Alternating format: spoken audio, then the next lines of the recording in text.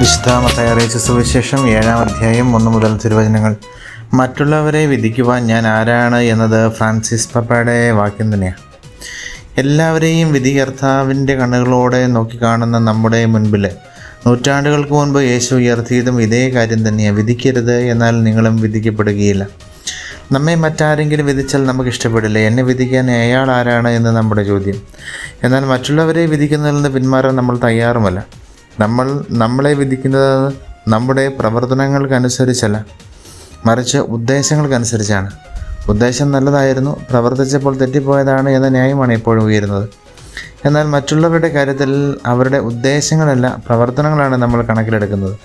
നല്ല ലക്ഷ്യത്തോടെയാണ് അവർ ചെയ്യുന്നതെങ്കിലും പ്രവർത്തനം പാളിപ്പോയാൽ അതിന് അനുസരിച്ചായിരിക്കും നമ്മൾ അവരെ വിധിക്കുക.